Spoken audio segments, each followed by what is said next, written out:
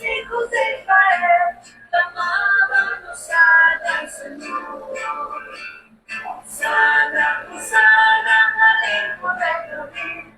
Sana, sana, al hijo de David. Con mantos vestían el paso del Señor, gritando.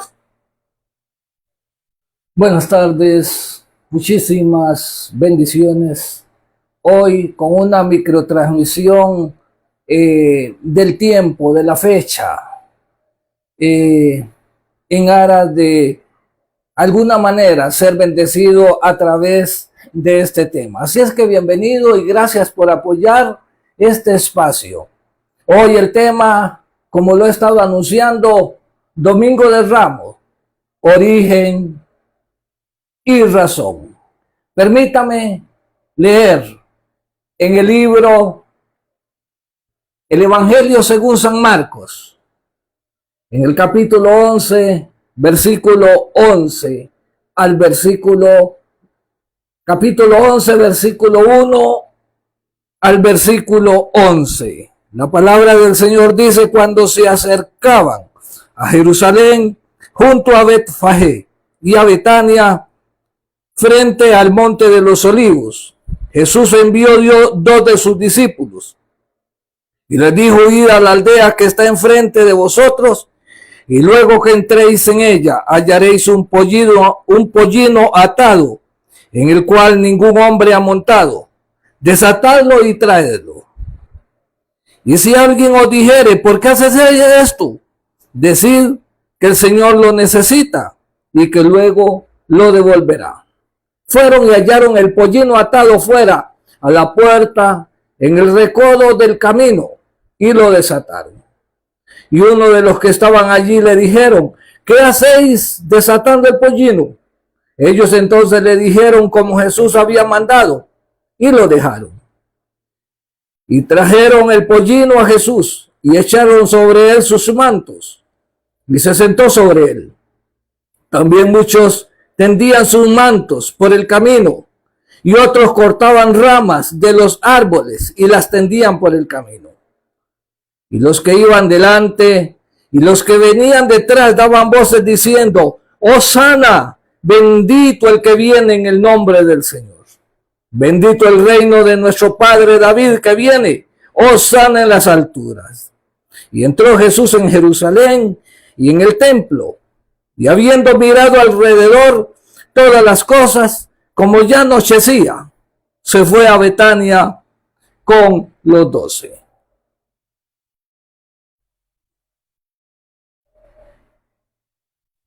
Domingo de Ramos, origen y razón. Este episodio tuvo lugar hace ya más de 2000 años. Lo que bíblicamente conocemos como la entrada triunfal a Jerusalén. Se suscita cuando Jesús hace un recorrido, comenzando desde el monte de los olivos y pasando por la aldea de Betfagé, montado en un burrito, es decir, en un pollino de asna, antes de entrar en la ciudad a través de la puerta dorada. Aquel día Jesús entra a Jerusalén. Es aclamado, según la historia bíblica, es aclamado por una multitud. Le dan la bienvenida con palmas, ramas de árboles, tirando mantos o mantas en el camino. Hoy se diría sobre una alfombra roja. Hoy el Domingo de Ramos es una actividad cristiana a nivel mundial, de gran trascendencia, también de gran afluencia. Sobre todo a través y por la Iglesia Católica. El Domingo de Ramos marca el inicio de la Semana Santa, conocido también como la Semana de Pasión. Marca los sufrimientos, la crucifixión, la muerte de Jesús, su resurrección y también su ascensión al cielo. Aún cuando en cada lugar, en cada país, sea celebrado o celebrada esta fecha de diferentes formas o de diferentes maneras, todos coincidimos en ese recordatorio especial, es decir, la muerte de Jesús. Hoy se celebra no solo en Costa Rica, sino, como digo, en el mundo entero, procesiones, bendiciones de ramos o de ramas, misas solemnes, en donde se lee el relato de la pasión y muerte de Jesús. También algunas otras muchas tradiciones que existen desde entonces. Según la tradición, muchos o en muchos de los hogares, en muchas de las familias, se conservan estas palmas cerca de sus crucifijos. Y para muchos representa un tiempo de reflexión, pero también, sobre todo, victoria y humildad. Una reflexión al llamado a reconocer a Jesús como Rey de nuestra vida. Me parece los principios creados o los principios tradicionales más que importante. Dios nos permita, que Dios nos ayude a poder de veras mantener esto en nuestros corazones.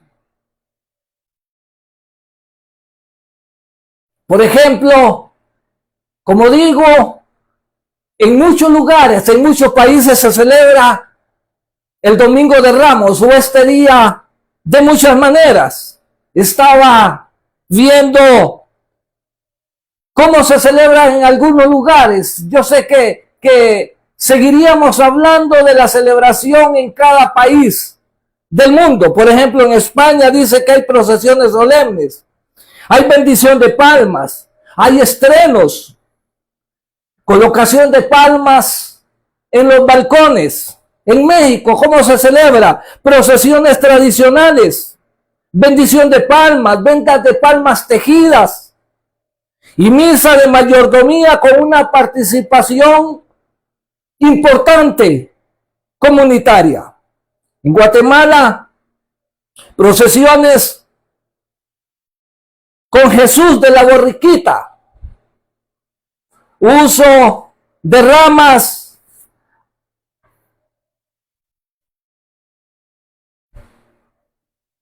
en Colombia, procesiones y la devoción de decoración de los templos con palmas de cera. Todos conocemos la celebración del Vaticano. Hay liturgias, procesiones con palma, lectura de la pasión de Cristo, vistiendo de rojo, el color que representa la sangre de Jesús. Así pudiéramos continuar estudiando y conociendo cómo se celebra en cada país del mundo, pero no nos alcanza el tiempo. Número 2, la razón. La pregunta que surge es ¿por qué Jesús entra a Jerusalén de esta manera? ¿Por qué Jesús entra? ¿Por qué se suscita ese evento, ese episodio y de esa forma? Número uno, en vista, es la primera razón del cumplimiento de una profecía dada por el profeta Zacarías unos 450 a 500 años antes de Cristo. Zacarías capítulo 9, versículo 9 dice lo siguiente: alégrate mucho, hija de Sión, da voces de júbilo, hija de Jerusalén. He aquí, oiga bien, tu rey vendrá a ti, justo y salvador, humilde, y cabalgando sobre un asno, sobre un pollino, hijo de asna, es decir, un burro o asno joven. ¿Cómo no creer en la palabra de Dios? ¿Cómo no creer en las profecías? 450 años a 500 años, el profeta Zacarías habló exactamente de lo que se está suscitando. Tantos años después, a través de Jesús, a través de la entrada triunfal a Jerusalén, lo que hoy se celebra como el Domingo de Ramos. La segunda razón para proclamar públicamente su identidad como el Mesías y Rey, sobre todo montado en un asno, simbolizado por un reino, escuche esto, característico o caracterizado por la paz, la humildad y el amor, trayendo salvación y lejos de traer guerra. Otra pregunta que surge: ¿por qué Jesús es celebrado de esta manera?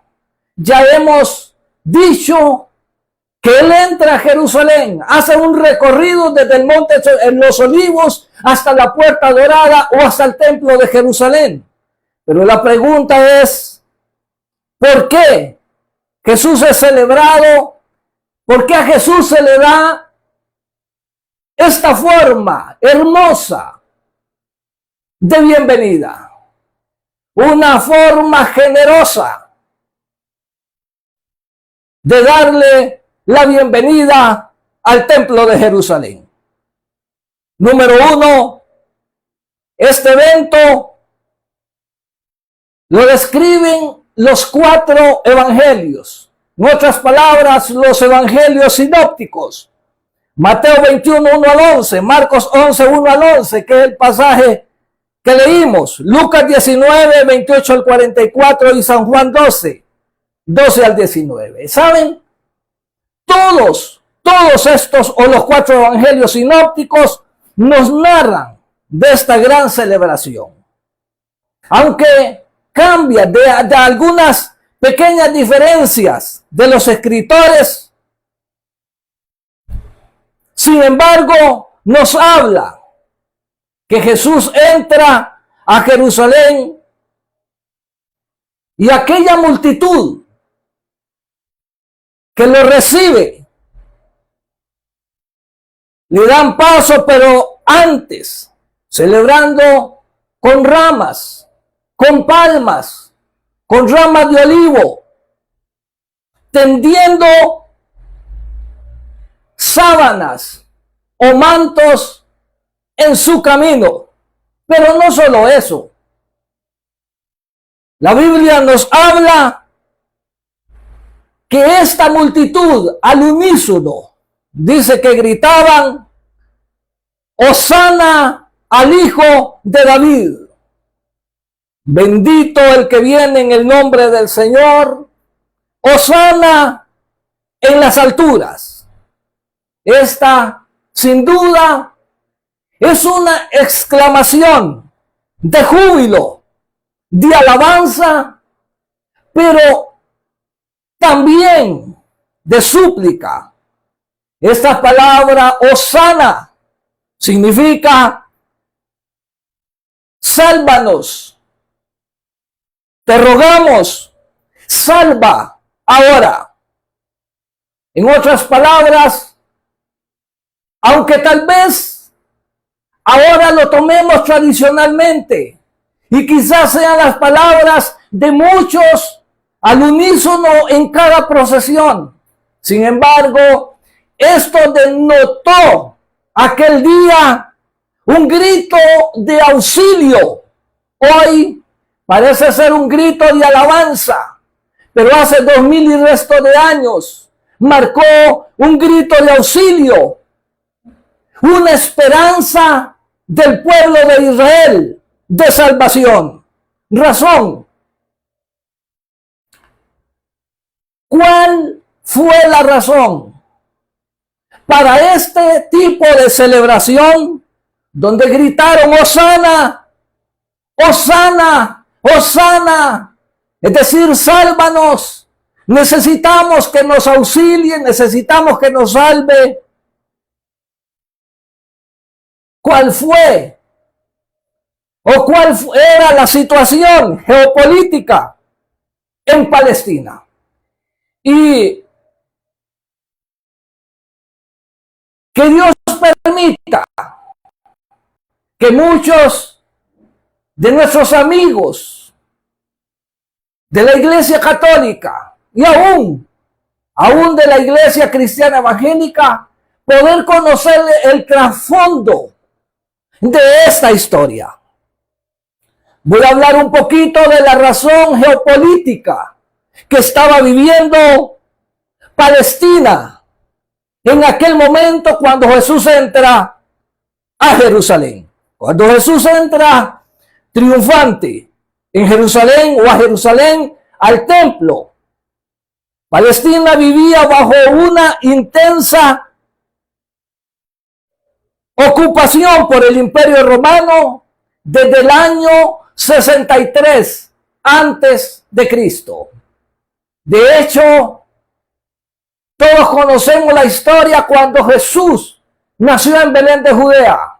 Ya Palestina estaba ocupada por el Imperio Romano, con Poncio Pilato como gobernador de Judea, Herodes el Grande como rey y Augusto César como el emperador, lo que traía y lo que denotaba y marcaba una gran tensión política a través de muchas situaciones, pero entre ellas grandes cobros o altos cobros de impuestos, altos impuestos, una división administrativa en 3 regiones principales como Galilea, Samaria, Judea y Jerusalén como el epicentro religioso.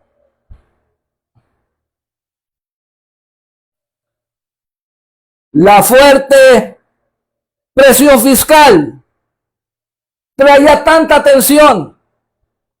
La presencia militar a través del imperio, temor a insurrecciones mesiánicas, especialmente durante el tiempo de la Pascua, lo que ponía a la élite sacerdotal de los saduceos bajo el control de Roma. Por eso estamos hablando de más que una alabanza. Había una gran problemática. Cuando decían Hosana, ellos estaban sedientos, urgentes a una liberación. Por otro lado, estamos hablando de la problemática del origen, la razón. Por otro lado, el Sanedrín, que era la máxima autoridad religiosa y judicial judía colaboraba con Roma. Imaginémonos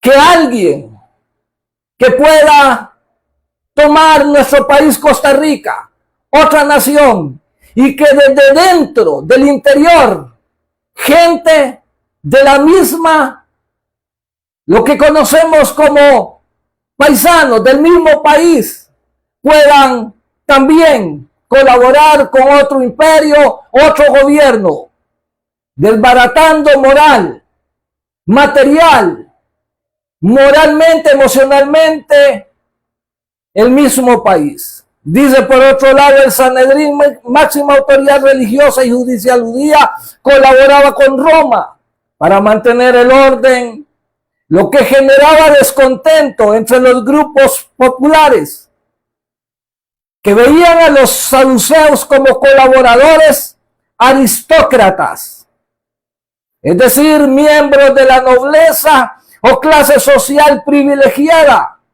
quienes poseían títulos, gran riqueza y poder.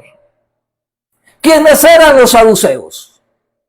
Dice, era una secta judía, aristócrata, sacerdotal del siglo I, centrada en el control del templo en Jerusalén, y se denominaban a sí mismos administradores políticos y económicos, colaborando con el Imperio Romano. Hablaré de otro aspecto negativo que causaban tensión política en esta situación en Palestina. Los recaudadores de impuestos a su misma gente, colaborando para el Imperio Romano. Por ejemplo, todos conocemos la historia de Mateo, conocido también como Leví. Era un recaudador de impuestos para Roma, en contra de su misma gente, en contra de los judíos. Mateo era judío. Sin embargo, recaudaba impuestos para Roma. Recaudador en Cafarnaúm o Capernaúm, conocido, antes de ser llamado, por ejemplo, en Mateo capítulo 9, versículo 9 dice, pasando Jesús de allí, vio a un hombre llamado Mateo que estaba sentado en el banco de los tributos públicos, y Jesús le dice, sígueme, y se levantó y le siguió. Estaba sentado en el banco de los tributos, quitando, robando a los mismos judíos. Y esto traía tensión, odio, falta de paz y una serie de aspectos negativos entre el mismo pueblo de Palestina. Otro ejemplo, Zaqueo. ¿Quién era Zaqueo? Todos conocemos allá en el Evangelio según San Lucas la historia de Zaqueo, lo leemos. Pero quizá muchos no conocemos el trasfondo histórico. Zaqueo era de Jericó. Y dice que Zaqueo en Jericó se hizo rico colaborando o cobrando más de lo debido. Lo que hoy conocemos una palabra vulgar como chorizos. Esto parece ser un problema de todos los tiempos. Pero no es eso el mensaje. Zaqueo cobraba más a la gente de Jericó que lo que debía cobrar. Más tarde se convierte y él restituye, devuelve todo lo que ha robado. De hecho, como un pequeño paréntesis, una gran conversión, tanto de Mateo como Zaqueo. Pero continuemos.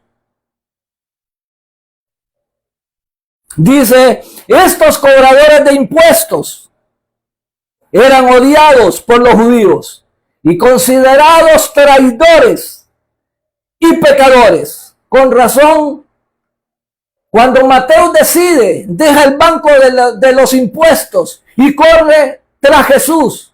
Por eso la gente que lo ve dice, mire cómo él come con traidores y pecadores. De allí viene ese pensamiento.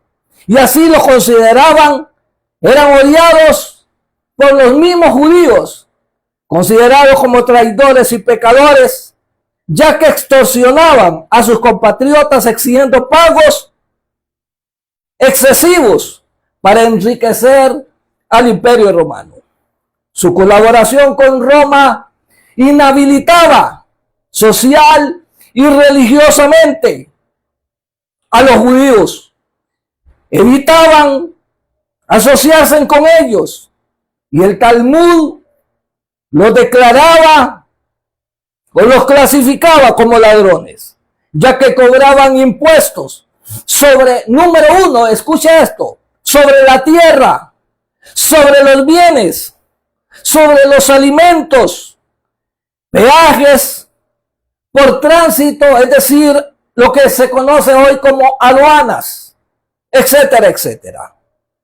Pero se aúna a esta situación de tensión política o geopolítica los celotes. ¿Quiénes eran los celotes? Dice que era un grupo de judíos ultranacionalistas. En otras palabras, nacionalismo extremo radical del siglo I. Dice que luchaban violentamente contra la ocupación romana en Judea para lograr la independencia. Dice que rechazaban pagar tributos a Roma y consideraban a Dios como su único rey. Ellos hacían todo lo posible dentro del mismo imperio para poder expulsar o poder ser liberado del dominio romano. La pregunta es, ¿sabías que esta celebración se debe a una óptica equivocada? Hoy la celebramos. Hoy estamos en esa fiesta santa a nivel mundial, esa fiesta tradicional, inolvidable, bíblica. Pero, ¿cuántos conocemos que esta celebración, que esas ramas de olivo que tiraron en el camino aquella multitud, que aquellas sábanas, aquellos mantos, que aquellas palabras, Hosana al hijo de David, Hosana, etcétera, etcétera, se debió a poder mirar y esperar en algo desde una óptica, una esperanza, pero desde una óptica equivocada. ¿Saben? Jesús llegó a Jerusalén durante la Pascua. La Pascua era una de las festividades religiosas más importantes del calendario judío, lo que permitió que su declaración como Mesías fuera público. El pueblo lo recibió con gran júbilo aquel día que Jesús llegó a Jerusalén, en el día de la Pascua. El pueblo recibió con júbilo, con mantos, con palmas, ramas de olivo, reconociendo a Jesús como el enviado de Dios, el rey, y diciendo, Hosana al hijo de David. Ya expliqué lo que significa Hosana. Tráenos salvación, sálvanos. Necesitamos, pedimos auxilio. Necesitamos liberación de esta opresión romana. Y ellos dicen, Hosana al hijo de David. Y dicen además, bendito como una alabanza, el que viene. Es decir, un gesto de alabanza sobre una gran necesidad. La entrada de Jesús a Jerusalén, montado, óigame bien, humildemente en un burrito, fue un acto en que Jesús demostró que su realeza no se imponía por las fuerzas, sino por el servicio y la paz.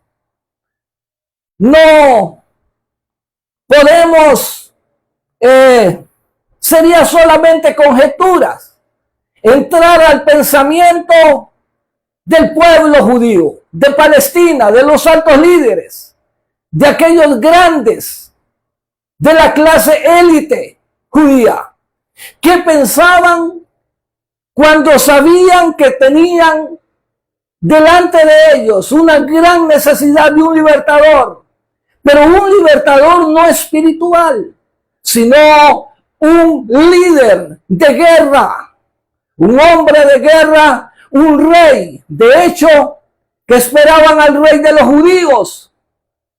Posiblemente lo esperaban que llegara en carrozas, si habían en aquel entonces, o al menos con armas de guerra del momento del tiempo.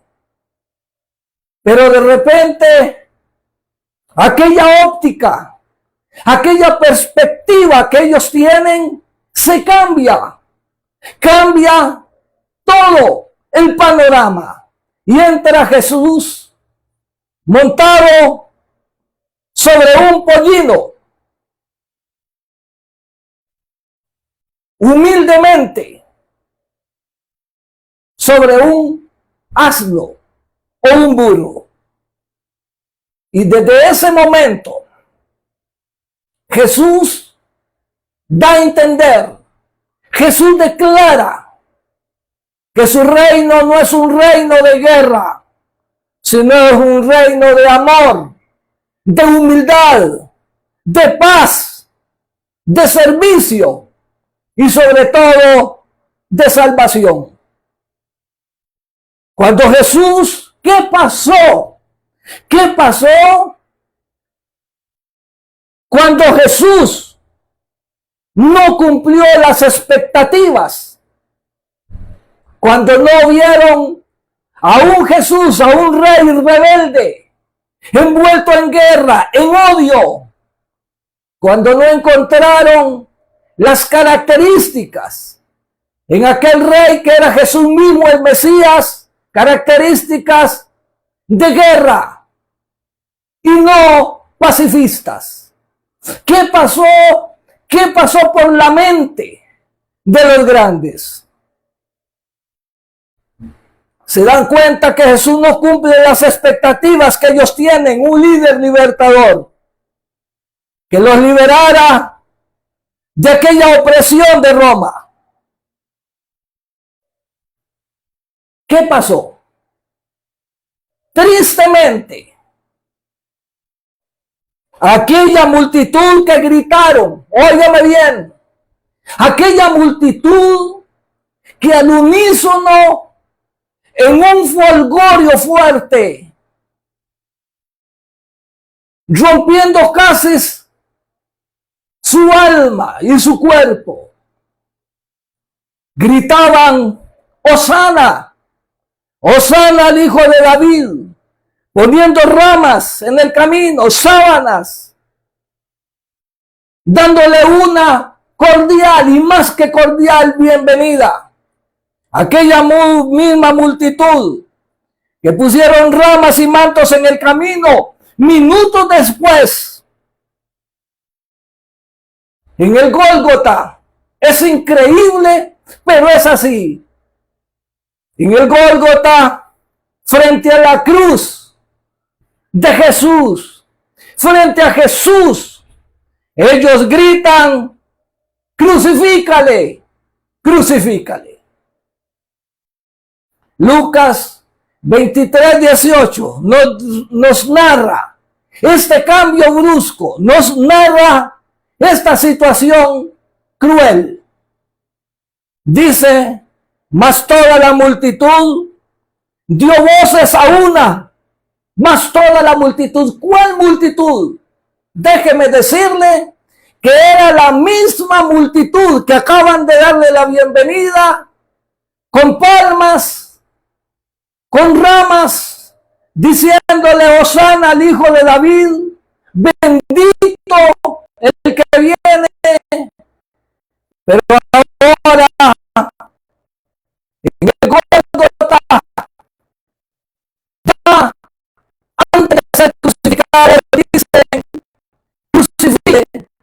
crucifícale. Antes, capítulo 18, capítulo 23 de Lucas, verso 18, dice, mas toda la multitud dio voces a una diciendo, fuera este, fuera, no lo queremos, pero le habían dado la bienvenida. Fuera este, es decir, Jesús, y suéltanos a Barrabás. Cuando Poncio Pilato presenta a los dos y le dice, ¿a quién suelto? ¿A quién dejo? A Barrabás, terrible asesino, maldoso, criminal, y otros adjetivos más que pudiéramos adjudicarle. Y a Jesús, ellos dicen, fuera Jesús y queremos a Barrabás. Lucas 23. Pero ellos volvieron a dar voces diciendo, crucifícale, crucifícale. La pregunta es, y la observación, ¿qué cambio tan pronto? ¿Qué cambio tan contraproducente? Acaban de amarlo, acaban de necesitarlo, acaban de darle una bienvenida maravillosa. Pero ahora todo cambia. Ahora piden que sea crucificado. Hoy, y termino con esto, estamos en celebraciones. Hoy celebramos el mundo entero, como dije, a través sobre todo de la Iglesia Católica,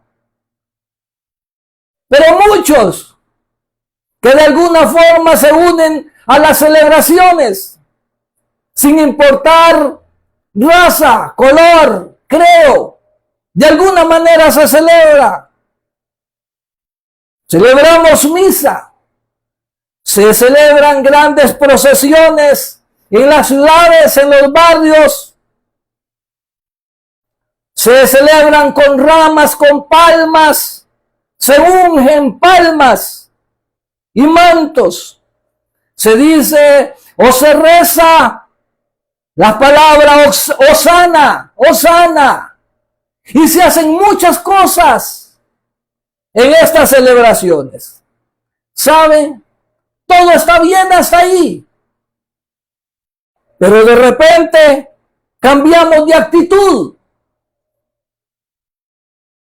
De repente aquello se disipó, el día domingo de Ramos desapareció y continuamos con nuestras malas actitudes y con nuestros hechos posteriores. Crucificamos de nuevo a Jesús y cada acto de maldad, cada acto de desobediencia, cada acto de pecado y de rebelión, de duda, de incredulidad, etcétera, etcétera, es un golpe más en los clavos, horadando las manos de Jesús. Y así pasamos crucificándolo hasta que llegue el domingo de resurrección del 2027. Con nuestros hechos crucificamos de nuevo a Jesús, sin importar que acabamos de decir Hosana, bendito,